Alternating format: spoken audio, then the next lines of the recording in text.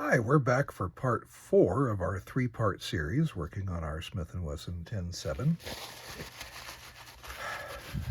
I do these in one take. I don't do reshoots. So when the dog started going nuts at the end of part 3, we just called it, and here we are again. So I'm going to begin by putting away the stones. We're done with those. They all go back in the drawer. Next thing we need to do, now that we've installed our side plate, is get that little bit of paper towel off of it. Need to put our screws in. Remember, we put them in here. So I'm going to drop them out in the order that they go in.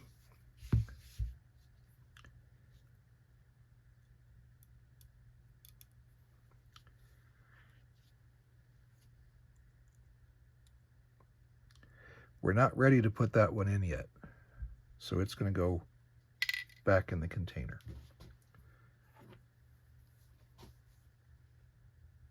Very carefully into the slot. Turn it backwards till you feel it click. Right there.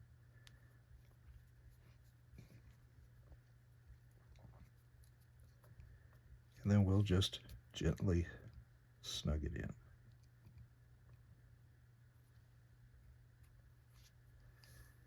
Same here. Guide it into the slot. Turn it backwards. There's the click. Now our threads are aligned. We gently turn it in.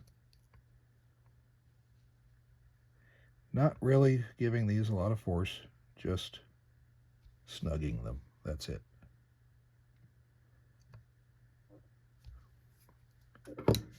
Now that our side plate is back on, now we can tighten our strain screw.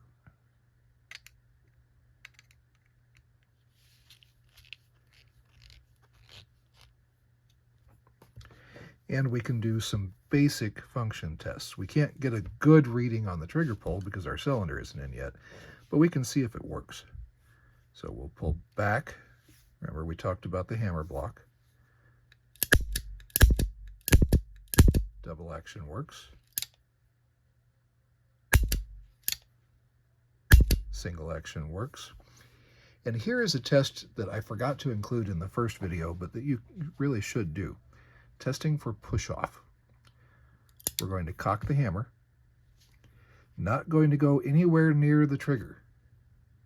And we want to push. Push on the back of the hammer. It should stay in place. If it falls, then you have a problem. Remember that little bitty shelf, the little bitty sear on the hammer? Usually, if you have push-off, if you can cock it and without touching the trigger, push on the back of the hammer and the hammer falls, it's usually that little sear ledge. And that generally means new hammer. There is a way to correct it. Just replace the hammer. Okay, we're going to set this aside. We're going to work on our cylinder for a little bit. So we have our cylinder, our ejector, and if we zoom out, our pieces. So the ejector fits into, first we get the pieces of Q-tip out of the way. The ejector fits into the cylinder, and there is a slot in the ejector right there. That fits into, or fits around, this little nub inside, so it has to be aligned properly. We're going to give it some oil in the slot and around. We will carefully line it up with the notch, and it should just fall right in. If you have to force that, if you feel like it takes force, stop. Now we have our center pin. Put our little spring back onto the center pin. Have our ejector rod. Put our collar back on the ejector rod. Put the center pin back into the ejector rod, giving it a little bit of oil as we do that.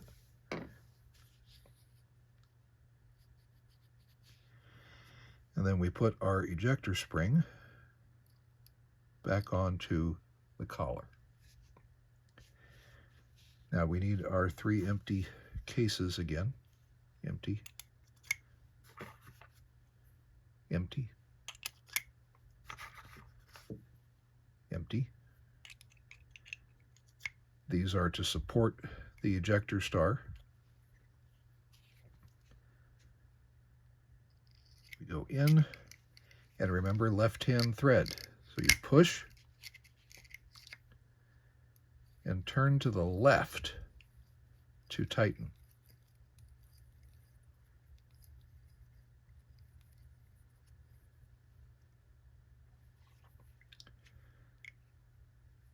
And I tighten it about that much. You can strip these threads out so easily. Don't force it. Just make it snug. Now we can take our handy dandy tool off.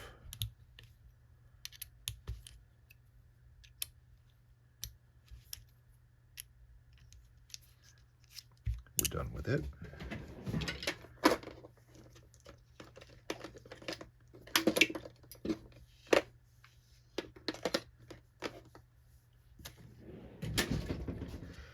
Now we need to check this for straightness.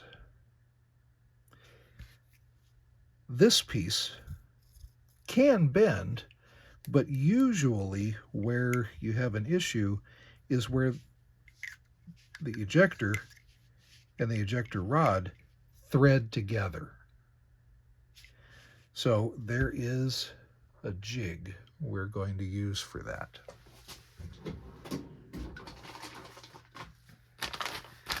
This is from the same people that make the handy dandy tool. And I will try to set this up so that it all gets on camera.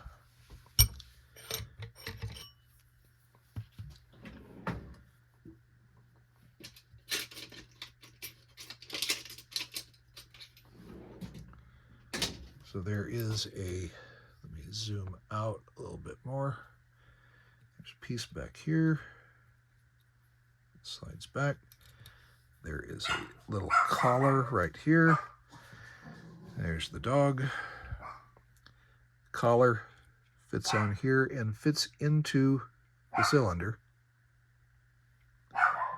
Then the whole thing slides in.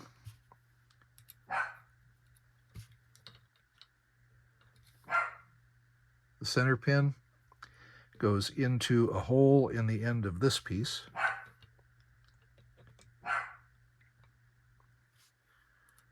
Lock it in place. Lock the end in place. And our cylinder will now spin. Now if I turn this and maybe zoom in a little bit,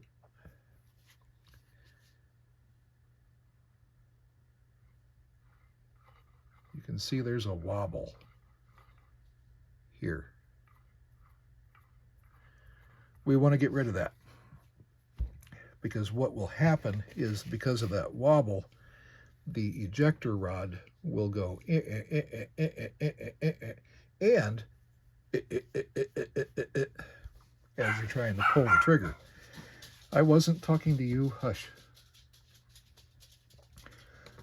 So I use a dial indicator to help me with this. Yeah, you can do it by eye.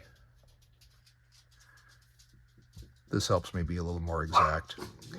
And all I'm looking for here is comparison. Not trying to go to a 0, I just want to compare. So it doesn't matter what this reads when I first put it in. We're at 22 right now. So as I turn,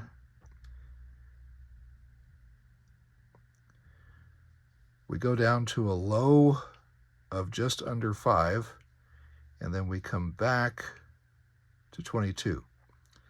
So 22 is our high spot. Just below 5 is our low spot. So we'll put it at the high. We'll hold it in place here. We'll get this out of the way. And we got this big handle that fits over the rod. And we push.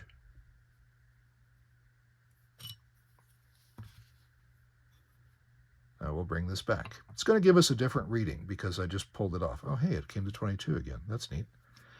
See how I lie? So now we'll spin it. And our low is now 14.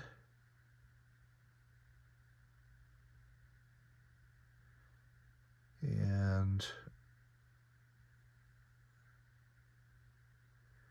looks like we have a low of 14 and a high.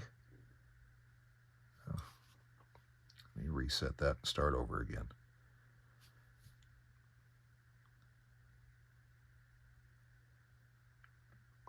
See how much less movement there is now?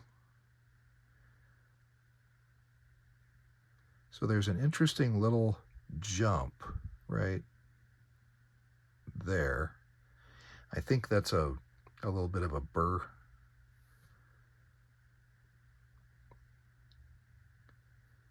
We'll come back to our high spot. We'll give it just a touch, a little more tweak, just not much. I'm using finger pressure to do that, not my arm. So now, again, all we're doing is comparing how much movement is there.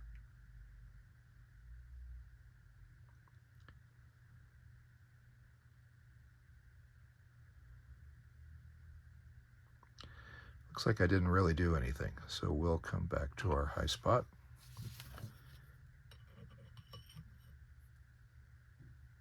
Tweak it again.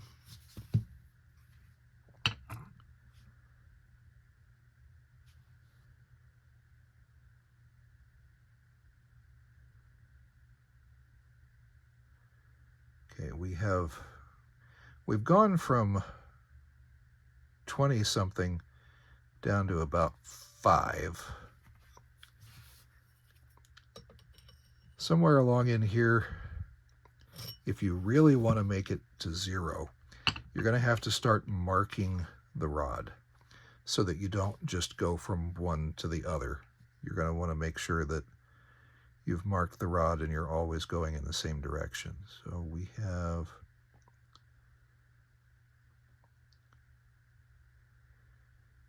if you look at how much our needle is moving now,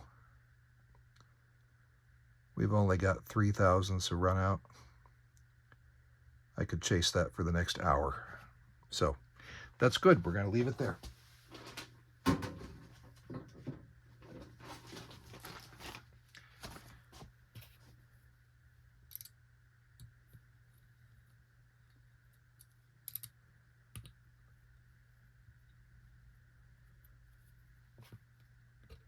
I left those empty cases in here because we were bending, we were doing stuff with it, and I want the extra support.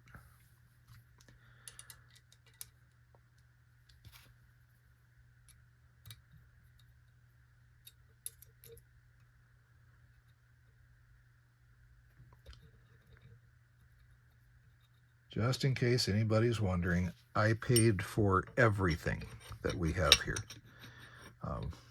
You've seen some names on things. There's absolutely no compensation here. I paid for all of it. Doing this as just an education thing. Because if you don't share what you know, it will die with you. I want to make sure that other people know this stuff. All right, we're going to zoom back in again.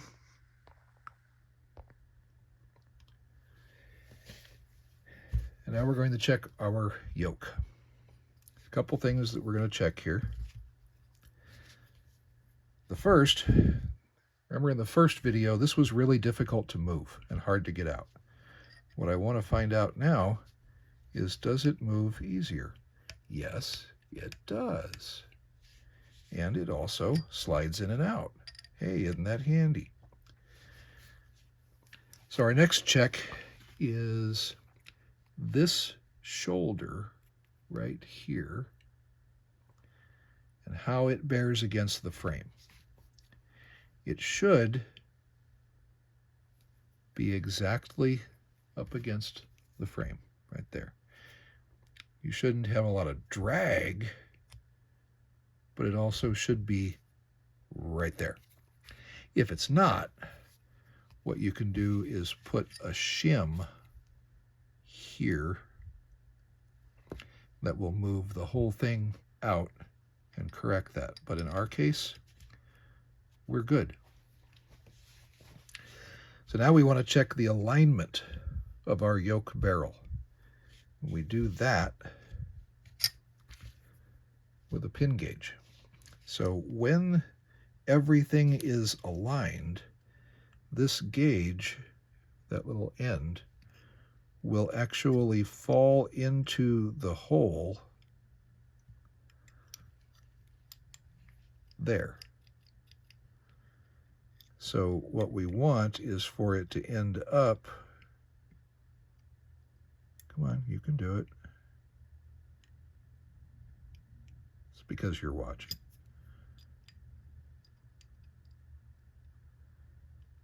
Tolerances are pretty tight here.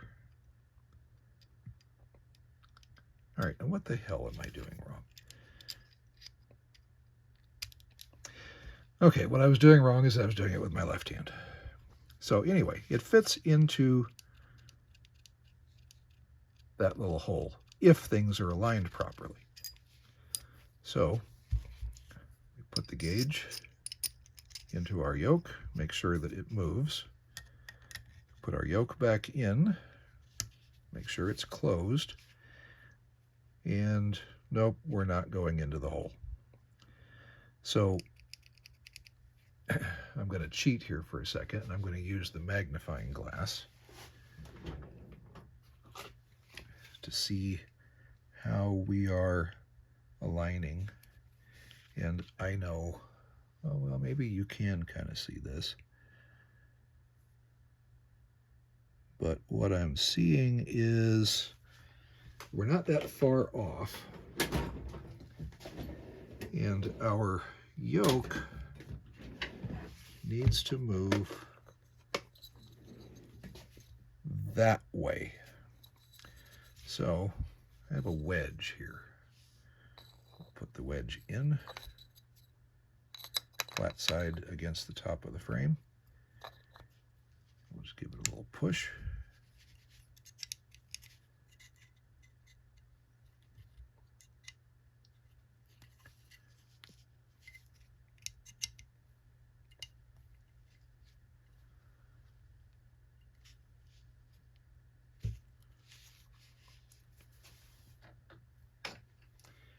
Putting this on so I can see better.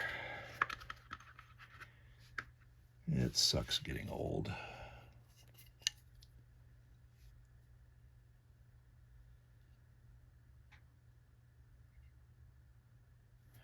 We are just barely not right. Take that back out. Okay, now we look pretty good on the up and down. We're close. We're very close, but it needs just a little bit more, because if I do that, it'll go in. See, it's close. So we'll put our wedge back in, and we will give it just a little bit of a tap. And what did that do for us?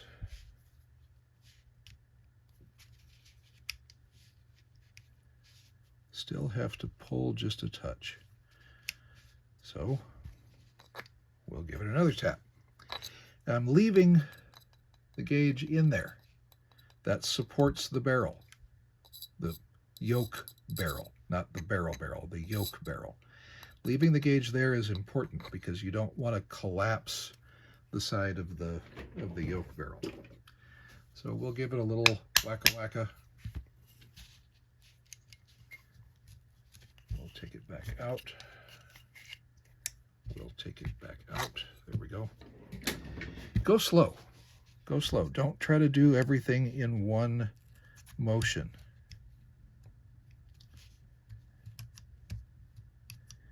So there we are. See how it's able to go into the hole now? Well, it was. Needs just a little bit more.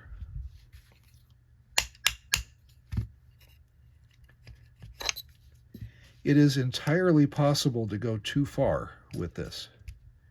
And then you end up with your wedge on the other side, bringing it back. So go slowly. And there we have it. Into the hole.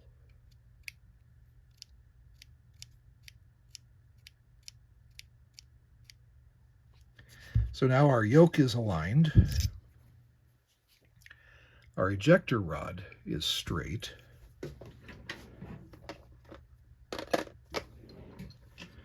Put away our wedge. I don't need the extra eyes anymore.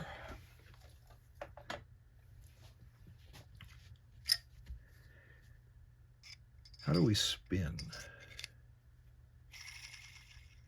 Hey, we spin nicely. We didn't used to. Spins pretty well. So we will lubricate the yoke barrel. We'll lubricate here, in there, and right here. Now this goes back together as an assembly. You can't put it all in and then just slide it in there. So you put that in part way, get it lined up in the cylinder window, and then push the yoke in, and it all kind of comes together and then snaps back into place. Now we can put our last screw in. And we're going to check. So that opens up very easily without the screw. Let's put our screw in.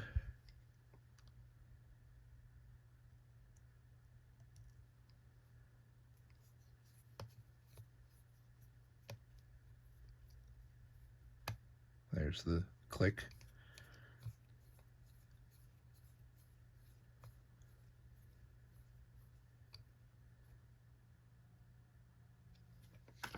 Now how does it open?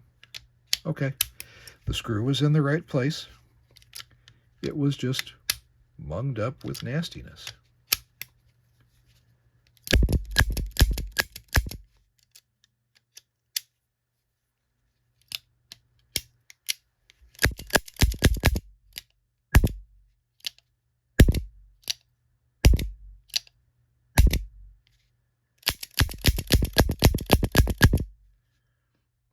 Let's check our trigger pull now.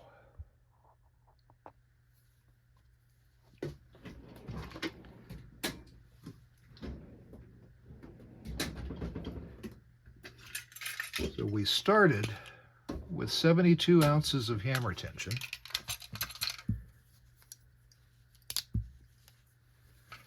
Let's see what we have now.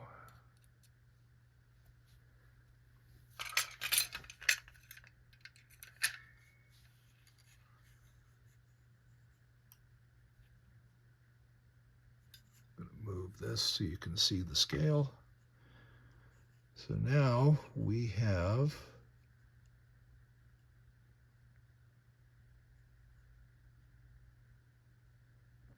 48.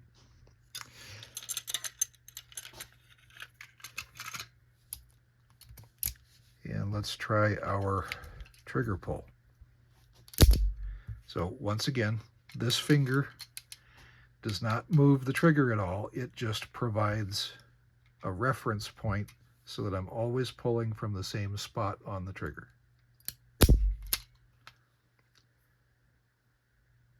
Just under 8 pounds. We started, remember, with it varying between 9 and 11.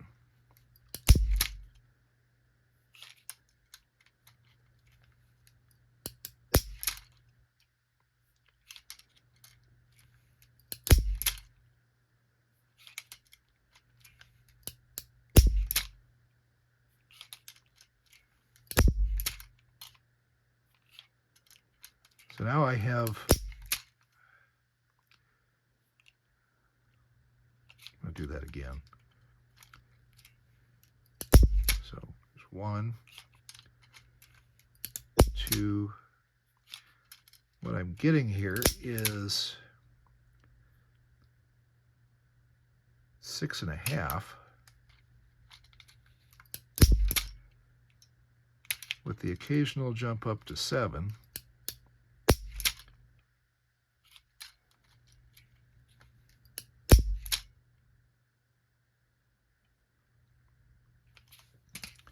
So we probably need to wear this in a little bit and test it again. How's our single action pull?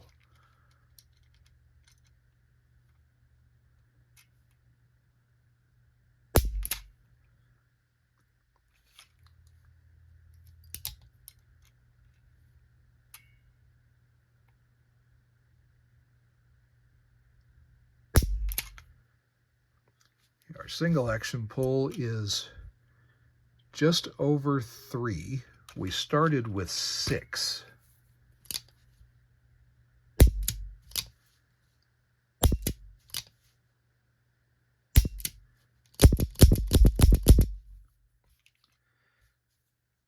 In order to bring the single action pull down any more than that, I'd have to change out that rebound, or the rebound spring, for something even less than there is now, and I don't think I'd get a good trigger return. So we have a very smooth double action pull. A little heavier single than I would usually like, but I'm going to shoot it for a little bit and come back and measure, because it doesn't appear to have been shot a whole lot. We may just need to break it in. Or I could just sit here and do this for a little while. You can listen to it click. So let's see what that did to it.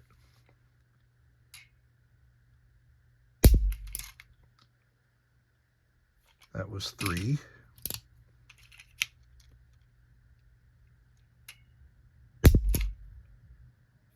That was 2.5.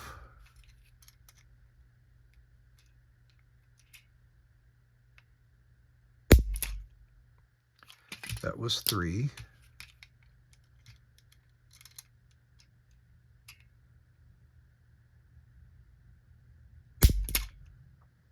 That was 2.5.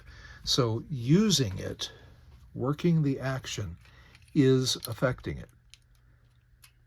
So the work that we did to smooth things up helped, but we still need to let some parts wear together. And we're consistently getting 6 now on our double action pull.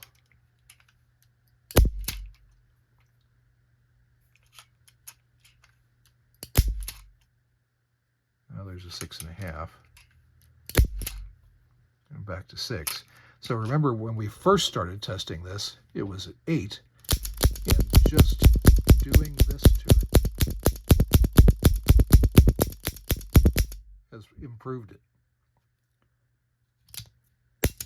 I'll go put a couple hundred rounds through it, and we'll test it again, see what we get. So we're almost done. A couple of safety checks that we need to do. We need to check our headspace. This is a double gauge. One end is 60 thousandths, the other is 68. 60 should fit, and it does. 68 should not, and it does not. That's good. That's what we wanted. Now we need to check our cylinder gap. We do that with just regular old feeler gauges. The first check is pulling the cylinder back towards you. Okay, so 8 does not fit. 7 just barely starts.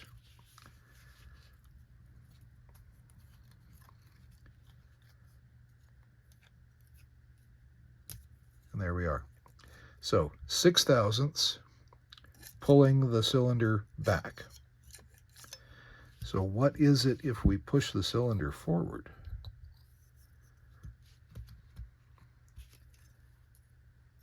Now 6 doesn't fit.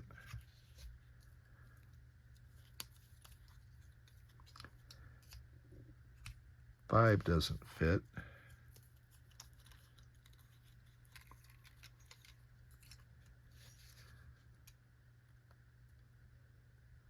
4 just starts.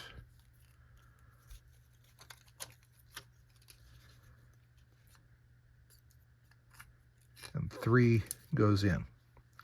So that means there is 3 thousandths of movement back and forth here. Our maximum gap is 6 thousandths, our minimum gap is 3 thousandths, and we have 3 thousandths of movement. There is a way to affect that. You remember the assembly that goes in here? You can put a shim. It ends up being right about there. It's on the end of this rod as it comes into play here. And what that does is it just moves the entire assembly this way.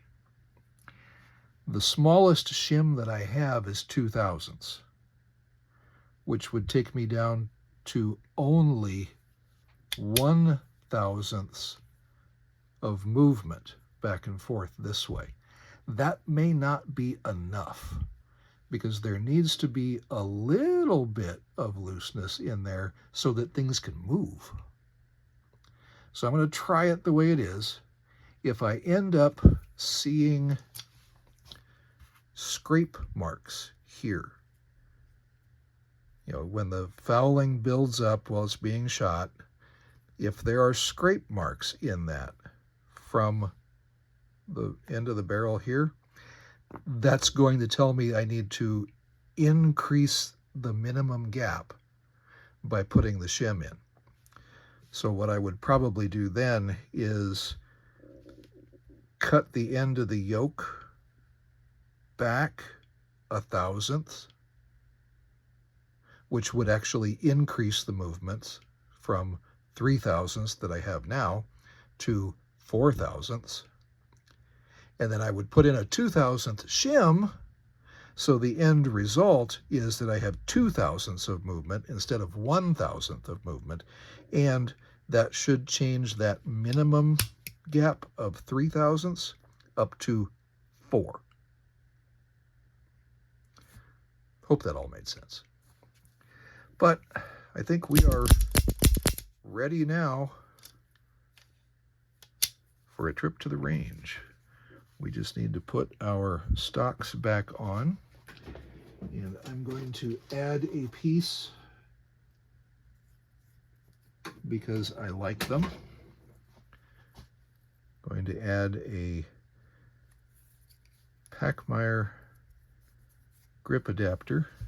It fits right here,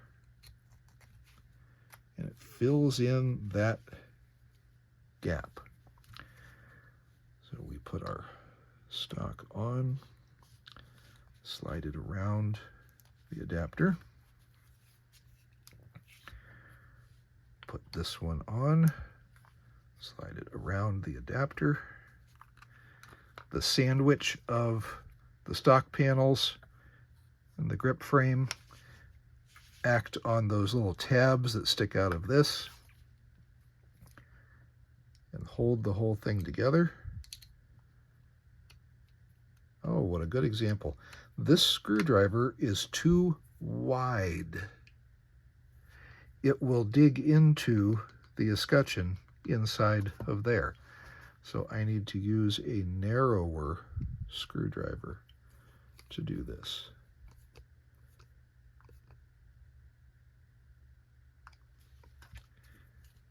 And there we are. So what this piece does is it changes the angle of the grip. Without that, this knuckle is way up here. Putting that in place changes everything. It gives it a little higher hold.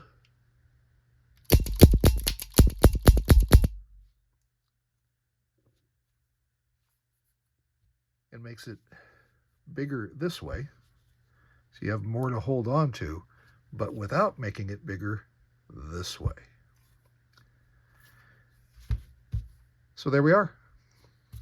Thank you for watching. I hope you learned something.